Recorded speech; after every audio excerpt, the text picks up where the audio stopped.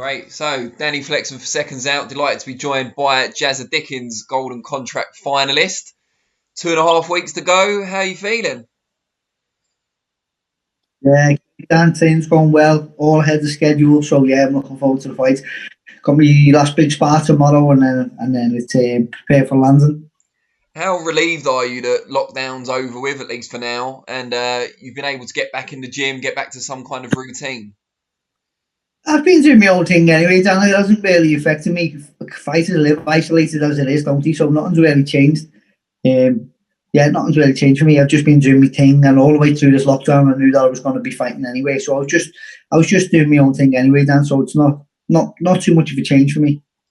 I spoke to Ryan Walsh earlier. You're going to be facing in the Golden Contract final, and I put to him that it must be very difficult to find sparring for you because you've got a very unique style, particularly for a southpaw.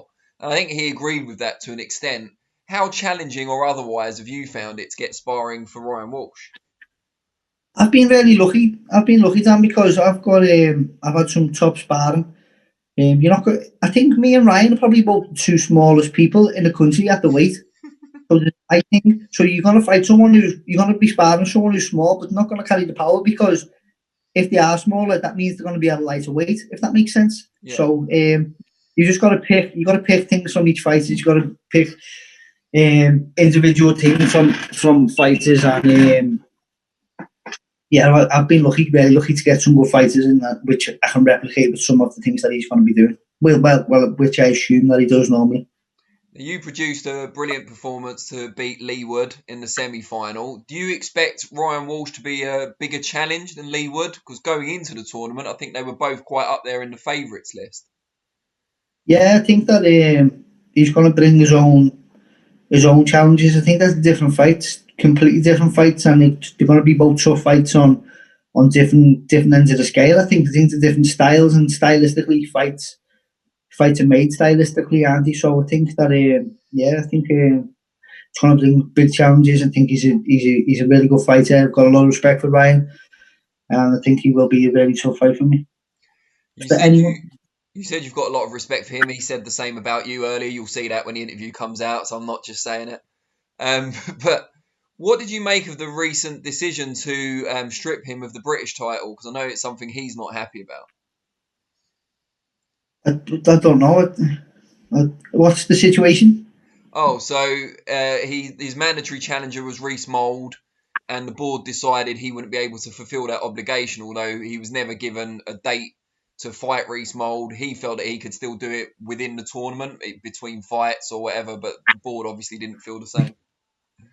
I don't know. One thing I know about the boxing board of control is that they can justify their decisions always. Do you know what I mean? I think that they're not out to get anyone.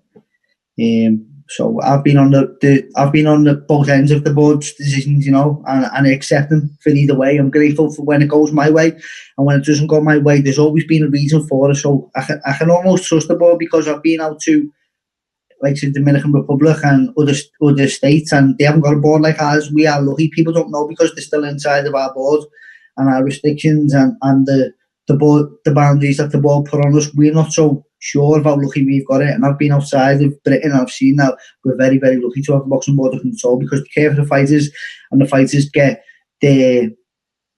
looked after. They get really looked after, and we're lucky to have the boxing board of control, which we have.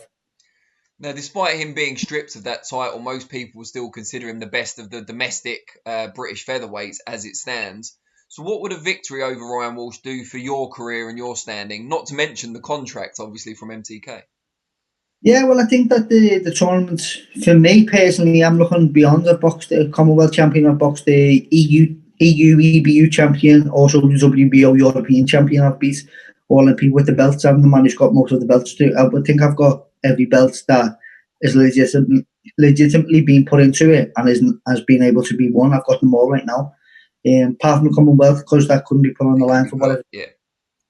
So I think I'm not fighting for the British title. I've won the British title years ago, and it's a beautiful belt. It was nice. It was a very, very proud moment for me to win a British title. But I think I'm looking towards bigger things, and that's probably why I didn't understand the situation of, like you're saying there, with the British title. So what do you think if you get through, you win the tournament? Is it going to boost your world rankings? Will it put you that step closer to a world title shot? Well, when you talk about boosting my world rankings, I'm ranked number 3 with the IBF right now. Yeah. So top, I think, is it, where am I? I'm definitely within the top 15, could be top 10 with the WBO. So I've got a great ranking with two governing bodies. You know, when I fought for the world title in the past, I was ranked 8 with the WBA. So I know more than legitimate to fight for the world title right now as it is. So in that case, then, are you going into this with more to lose than to gain? You could say so, yeah. You could say so. I could sit around, couldn't I, and maybe Wait for the start calling, shot, yeah. yeah, call Josh Warrington out on the internet and say, Yeah. I wouldn't Feel be feel wrong in free. doing that. Yeah. Go Using for the it. red patterns, yeah. Yeah. But yeah, I wouldn't be wrong in doing that with both British fighters, and I'm ranked 2 behind him. There's me, him, and Galahad. He's beat Galahad. I could say I believe it's a shot and play it safe, but I don't believe in that. I think I've gone into this tournament with with these ideas of we all put our belts on the line and we all fight like fuck and the winner wins. Have you considered who you'd like to fight for that world title when the shot does come? Obviously, like you say, you're highly ranked with the IBF, but you've also got a world ranking with the WBO. Is there a particular champion you'd like to fight? You can't. I know you're looking for the. I know you're looking for the headline here, but you can't call these things. Oh, You can't really call these things because I'm not fighting for it next. So therefore, all them 4 world champions could have lost that title by then. So you can't really call them things. I'll find the headline somehow. Don't worry. Even if you don't call anyone out, it'll be fine. You tell me what to say, and I'll say it, and then Yeah. Um, Talking about the current featherweights, you mentioned Warrington and Galahad. You've crossed paths with Galahad, obviously, quite a long time ago now. It makes me feel old yeah. even thinking about it, but yeah, a while ago. What did you make of their initial fight, and do you think they'll fight again? Because there's talk now that Warrington may vacate, he may unify, and from what people have told me, because I still haven't watched it, but from what people have told me, the first fight wasn't great on the eye, and it's unlikely to happen again. I think that the situation of the fight was that Galahad just nullifies everything that Warrington done. You know, Warrington beats great champions in Carl Frampton and Lee Selby. Lisa. And who else was the top champion? He beats another top champion.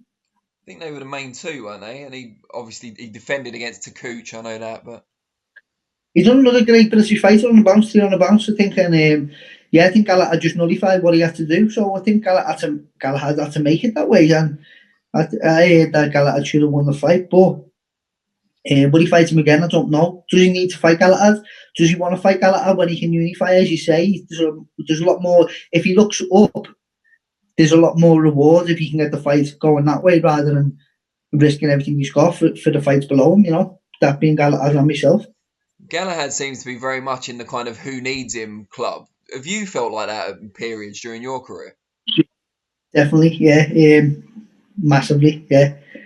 There's no point going on about it, like because I'm lucky and I've waited 2 times, and now I've got a great position. I'm in a great position right now. As I say, I'm ranked top 10 in the world, and I'm also fighting the Golden Contract final. So I can't complain, can I? All I can say is that them times gave me good lessons, and they've toughened me. What's been the biggest regret from your pro career so far? I say so far, it makes it sound like it's going to go terribly, doesn't it? What's just been the biggest regret? Regrets? I can't really talk about regrets. I'm like, what, 16 days away from a fight. I can't really talk about regrets. I mean, I'm in a great position. If you look at the position I'm in right now from a position that I once was in, all I can do is be thankful for the lessons that I've had. And you can't regret them, you know what I mean? The losses I've had, they're tough times. I can talk about tough times, but I don't really want to. I want to be thankful for the lessons I've had to that and the path that God's put me on. And He's taught me so many things through them lessons. So I have to look at them as lessons and say thank you for them lessons. I can't really say that there's much in the way of regret. Now, you've invoked the big man upstairs, and it leads me neatly to something I wanted to talk to you about. I spoke to another boxer, I don't know, about a month ago now, just about because he's very spiritual, has a strong relationship with God. And he was talking about how much that sustained him during the lockdown period, when everything was out of control, there wasn't much routine in people's lives. And I just wondered if it was at all similar for you. Yeah, not just the lockdown period, the whole of my life, you know. When I found God was when I was 18. My life just changed for the better. Life didn't become so much shaken anymore. Like every time tough times came, I would say my prayers and I would hand it over to God in the best way I could, the best way I knew how at the time. I believe I'm always learning. I'm always growing spiritually, and at the time, yeah, when I met God, my life just changed for the better, and I know how to handle the tough times. So when the storm comes, I can hand it over to God, and I can say, you've put me in this position, so therefore I have the right to say to my Creator, you take my stress, you know. That's really interesting. Now I'm not looking for a headline. I should say that first of all. But Yeah, you are. You know you are. No, I'm just wanted to say, have you got any final words? Oh, not so final because there will be a press conference presumably, but final words for Ryan Walsh ahead of the fight on September the 30th. Yeah, good luck and God bless. He's a great champion. He's a great family man. You can tell he's come from a good family, and may the best man win. And I hope everything's gone good for him. 5 kids. 5 kids. Fucking hell. That's a great family, man. After the fight, I challenge him to a game of football. His family is mine. Yeah. Well, seeing as all his are going to be really young, I think you might have a bit of an advantage. But yeah, we'll see how it goes. Great stuff, mate. Best of luck, obviously, for the 30th, and I look forward to watching the fight. I think I said to Ryan as well, I think it'll probably be the British fight of the year. No pressure. Yeah, no pressure. But yeah, thank you also for your service to British boxing, and we need you a lot more than you need us. So thank you. Thanks, mate. Take care. I'll speak to you soon. Have a nice night, boss. And you. Bye-bye.